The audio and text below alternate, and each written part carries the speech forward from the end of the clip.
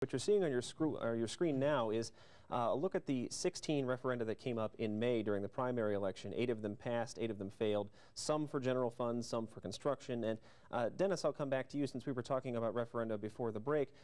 You know, we look at the amount of money that's being asked for, you look at what the money is being used for, you look at the amount of the tax rate that's going up. It's all over the board, and it doesn't seem to have any effect on whether a referendum passes or not. And that's the thing that struck me as the most intriguing about that whole graphic. Yeah, and I think that's true. It's what the taxpayers were willing to do and to pay for, and it's really up to the school board and the administration and the whole school community to sell what they want, what they need, and what they want here for these referendums. So they will be all over the place, and you will find, I think you'll find in those and ones coming up on Tuesday, that you have some areas where there's nobody really against it.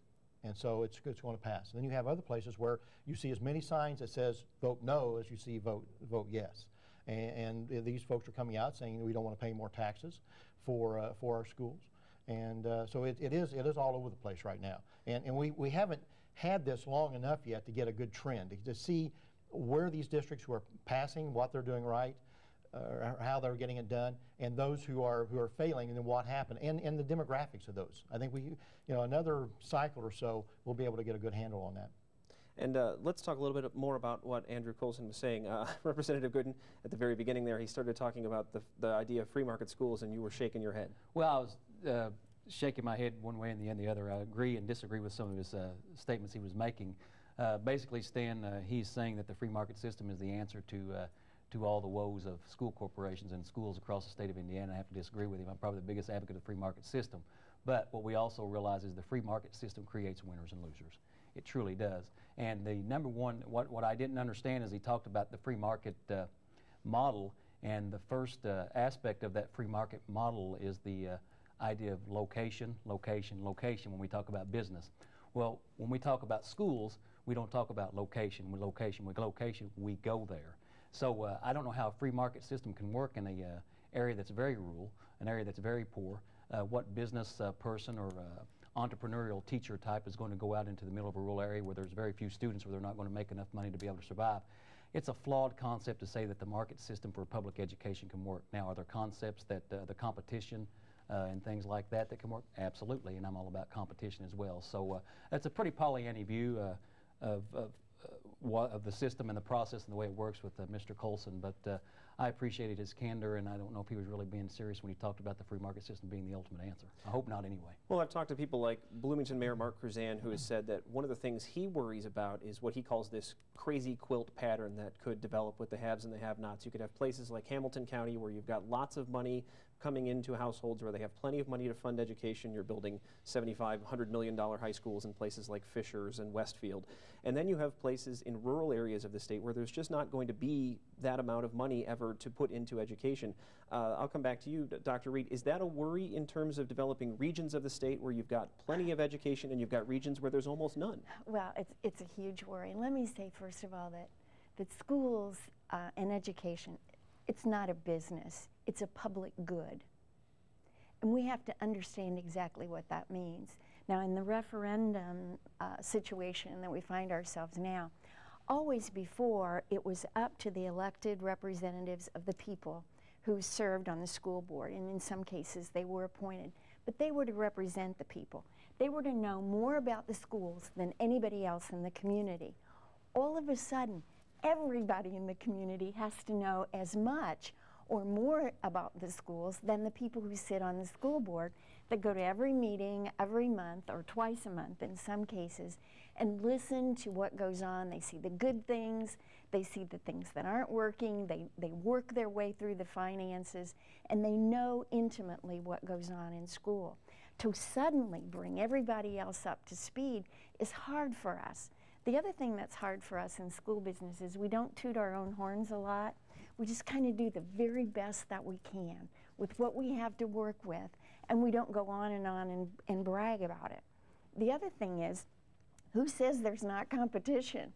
I mean, if your little child goes to a school and they have French for first graders, and your brother's children go to a school where they don't even have French at all, you know, you're going to be right on the why don't you have French in this school? you know, they have it at so-and-so.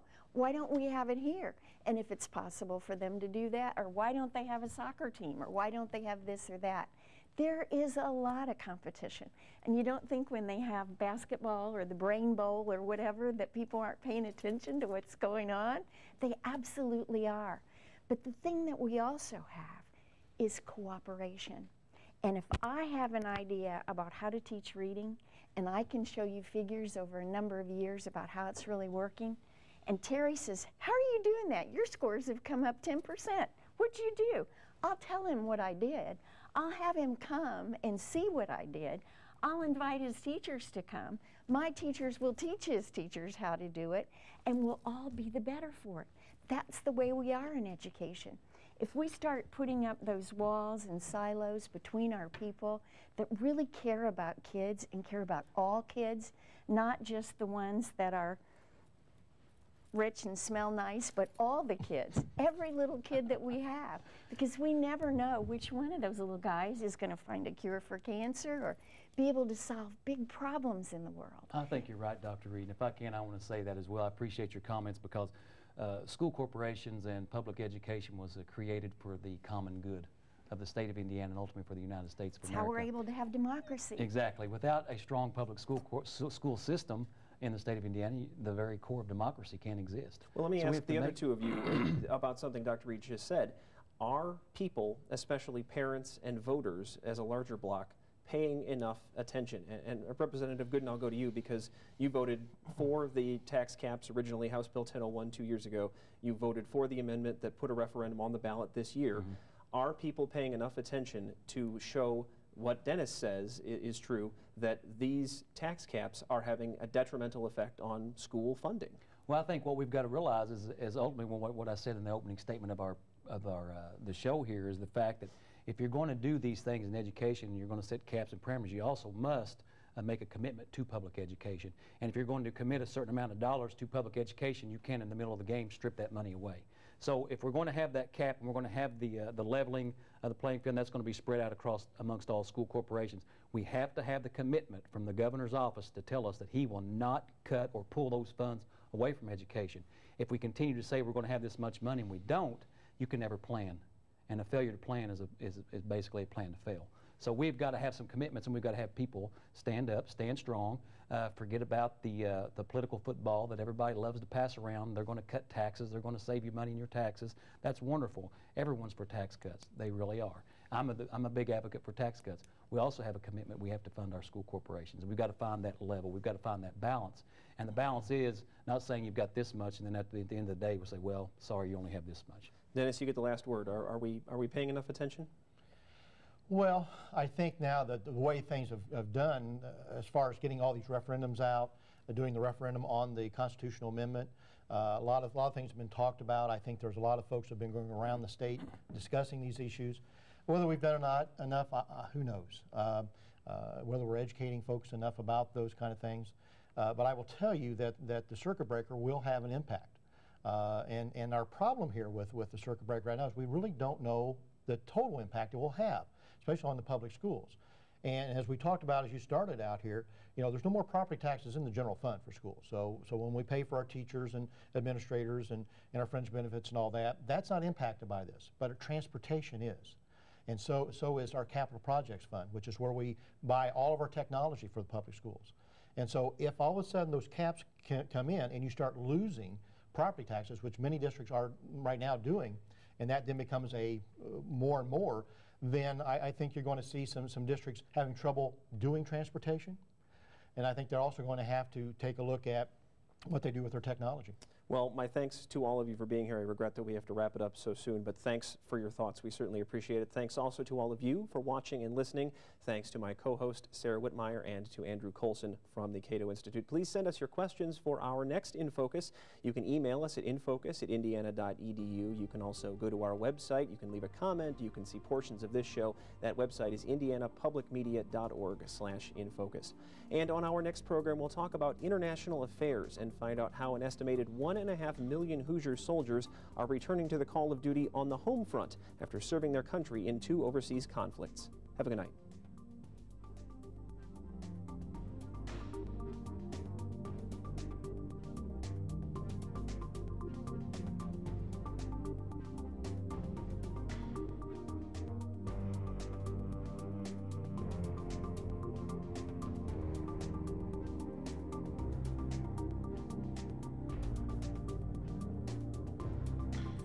Production support for InFocus is provided by Smithville, a locally owned business serving central and southern Indiana since 1922, with residential business internet, voice, and security services. Smithville, local pride, global technology. Information at smithville.net. The Herald Times featuring Hotline, every weekday where reporter Marcy Krebs answers your questions about local oddities and curiosities. Online at heraldtimes.com. Hoosier Energy, providing electricity for central and southern Indiana electric cooperatives and their member customers. Information at hepn.com. And by viewers like you.